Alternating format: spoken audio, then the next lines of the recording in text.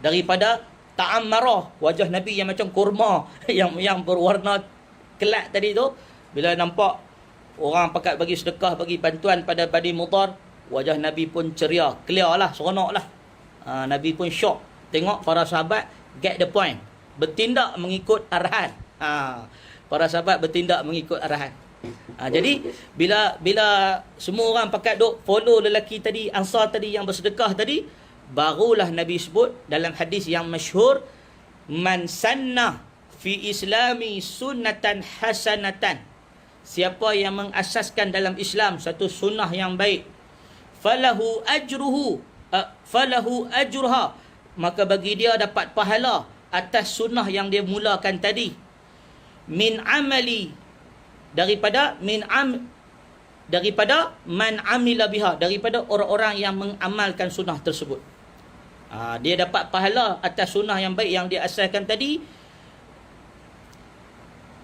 Wa ajru man amila biha, dan dia dapat pahala daripada orang-orang yang beramal dengan sunnah yang dia buat tadi. Man amila biha ba'daha, orang yang mengamalkan sunnah tadi selepas dia buat. Min ghairi an yanqusa, dalam keadaan tidak berkurang sedikit pun pahala.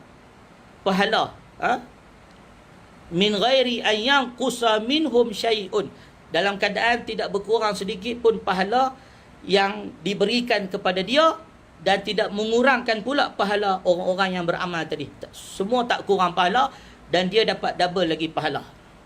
Wa man sanna fi islami sunnatan sayyi'atan, dan sesiapa yang mengasaskan, mengadakan dalam Islam satu sunnah yang buruk, kana alaihi wizruha, dan bagi dia dosa atas perbuatan buruk tu, wa wizru man amila biha, dan dosa di atas orang-orang yang meniru perbuatan dia. Min ba'dihi, orang-orang yang meniru perbuatan dia selepas dia buat. Min ghairi an yanqusa min auzarihim syai'un, tanpa dikurangkan dosa-dosa mereka sedikit pun. Hadis riwayat Muslim. Jadi sahabat-sahabat yang dikasihi sekalian, hadis ni duk cerita pasal sunnah ada hasanah dan sayyi'ah. Bukan maksud bid'ah pun ada hasanah dan sayyi'ah macam orang duk masyhur sebut. Bukan. Sunnah ada hasanah dan sayyi'ah ni makna kata, Nabi kata siapa pergi mula buat benda hak baik, siapa pergi mula buat benda hak baik, dia bagi ilham, bagi idea dekat orang pergi buat benda baik, itu maksud Nabi, maka dia dapat pahala bagi orang yang ikut dia.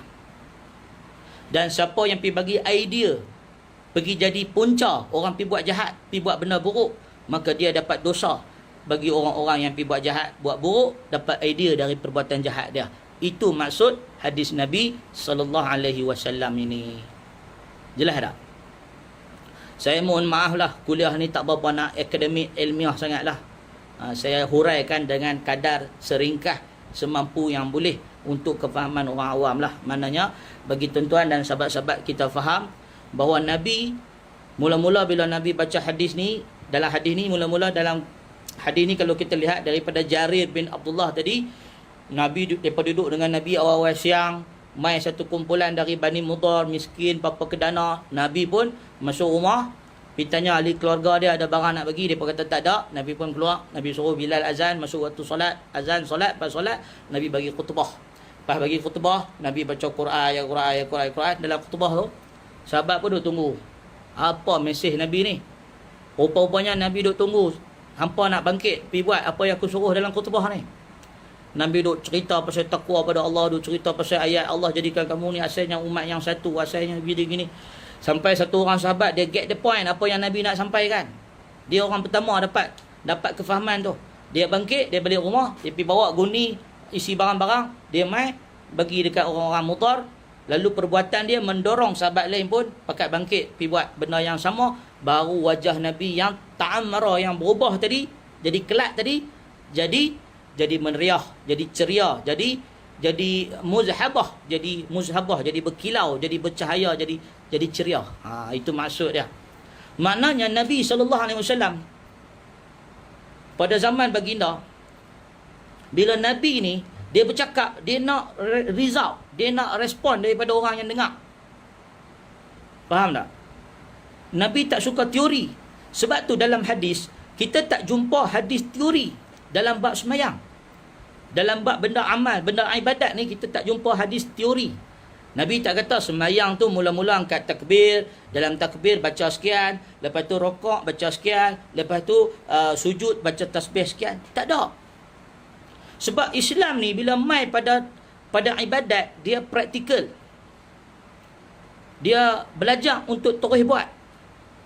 Sebab tu Nabi SAW, Nabi kata dalam bab solat, sallu kama ra'aitumuni usalli. Hadis daripada sahabat Malik bin Huwairis. Nabi kata, sallu kama ra'aitumuni usalli. Solatlah macam mana aku solat. Dalam Islam ni dia praktikal, terus buat.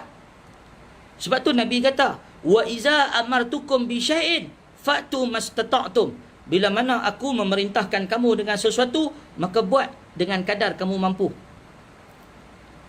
Maknanya bukan teori-teori, tak mau. Nunduk berceramah panjang-panjang, tiap-tiap minggu, tiap-tiap hari ada tazkirah apa semua. Amalan tak ada pun. Praktikal tak mau, tak ada. Jadi Nabi bukan macam tu. Jadi dakwah Nabi ni dakwah yang tatbiqi, dakwah praktikal. Jadi sebab tu Nabi dia ajak apa yang boleh buat. Jelas tak sahabat-sahabat sekalian? Jadi sebab tu kita baca dalam hadis, Nabi bila dia baca ayat sedekah, dia nak orang terus bersedekah. Jadi Nabi SAW, sebab tu kita lihat Islam ni dia tadarruj, dia ada peringkat-peringkat turun kewajipan. Bila turun ayat puasa, terus puasa. Turun ayat solat, terus solat. Turun ayat haram arak, haram arak. Turun ayat itu, terus buat. Dia tak ada lah turun, lepas tu duk main praktik teori, tak buat-buat, tak praktis-praktis. Islam tak mau macam tu. Jadi ibadat dalam Islam, agama ni agama praktikal, agama amal. Maka sebab itu, kalau kita lihat dalam Islam, Islam bukan agama duk meraih-raih peristiwa-peristiwa.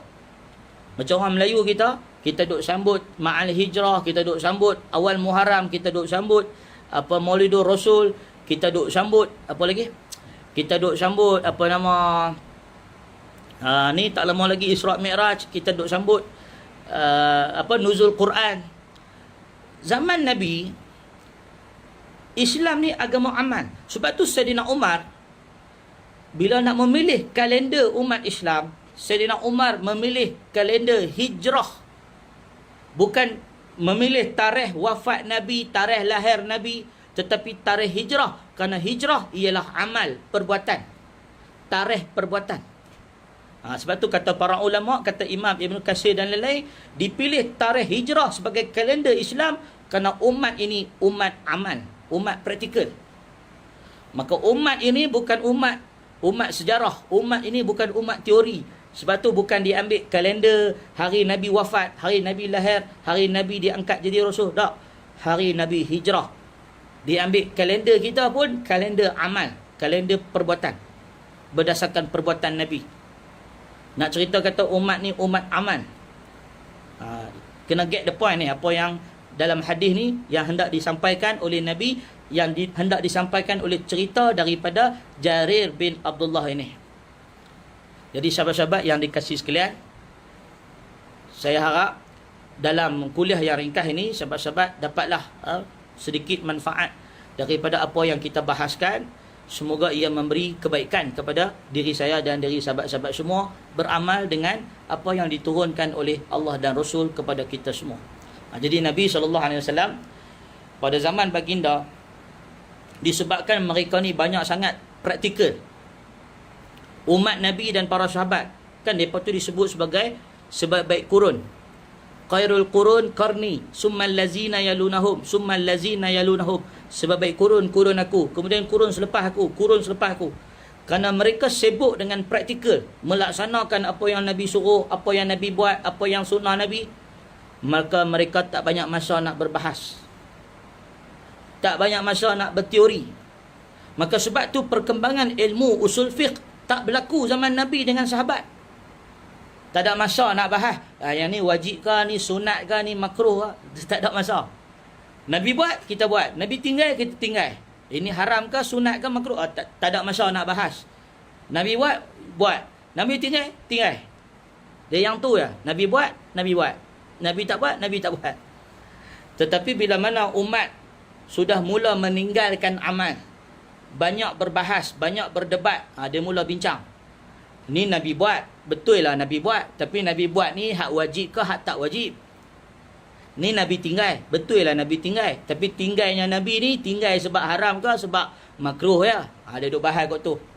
Maka muncullah ahkam apa? Ahkam dalam usul, hukum hakam dalam usul yang kita kenali sebagai hukum taklifi. Ada wajib, ada sunat, ada makruh, ada haram, ada harus, kan? Hukum taklifi. Pasal apa? Muncul hukum dalam fiqh sebab orang duk bahas. Masuk pula ilmu kalam, lagilah bahas lagi dalam bab i'tiqad pula, bab akidah pula, bab kalam Allah pula, bab af'al Allah pula, bab sifat Allah pula. Lagi duk bahas. Zaman Nabi, orang tak ada masa nak bahas ni pasal duk sibuk beramal. Bulan Ramadan nak baca Quran. Nak baca Quran, nak tadabbur Quran, nak khatam Quran, nak faham Quran, nak amal Quran.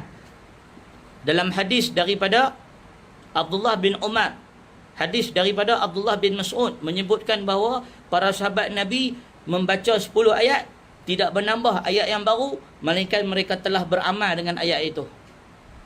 Jadi kalau orang yang macam ni duk sibuk nak amal apa dalam Quran, nak amal apa dalam hadis, ada masa tak nak bahas?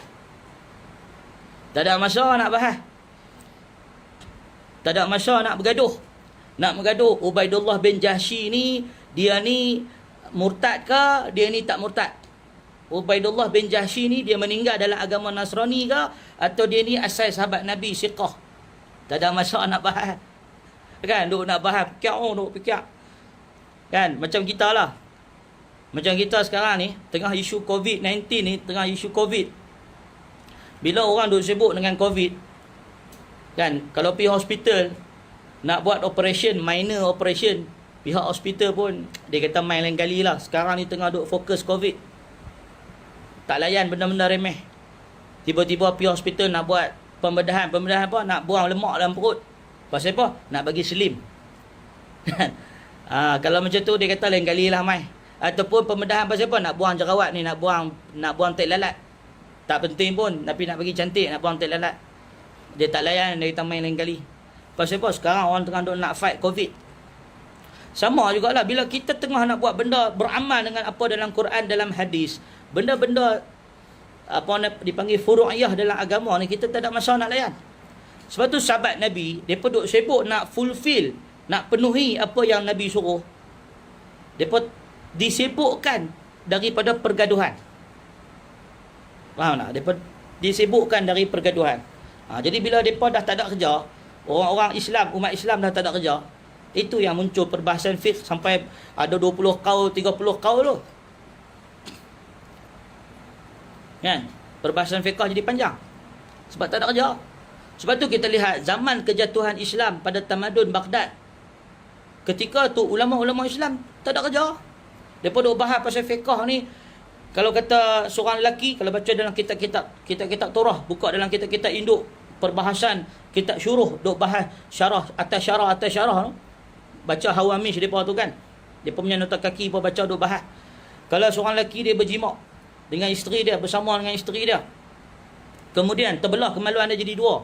Satu masuk, satu tak masuk. Adakah dia perlu mandi, macam mana tak mandi? Bahas sampai macam tu punya gila. Bahas pula dalam kitab-kitab fiqh dulu. Kalau ada dua orang lelaki nak jadi imam, siapa yang lebih berhak? Siapa yang paling faqih baca Quran?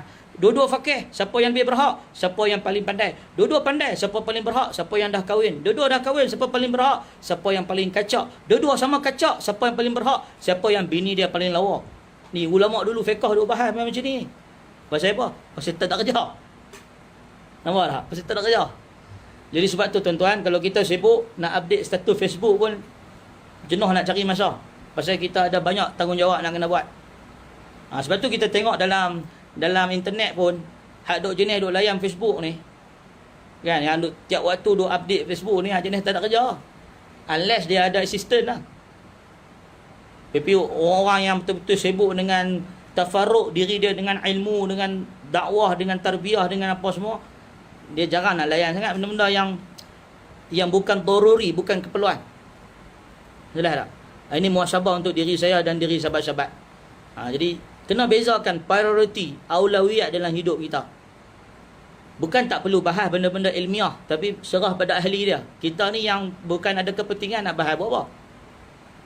Ada benda isu dia perlu kekal dalam perpustakaan, dia perlu kekal dalam masjid, dia perlu kekal. Setiap tempat ada tempat dia, setiap perbahasan ada waktu dia, ada majlis dia, ada orang dia, ada masa dia. Itu yang perlu kita faham bersama-sama. Wallahu ta'ala alam, saya rasa cukup sekadar itu.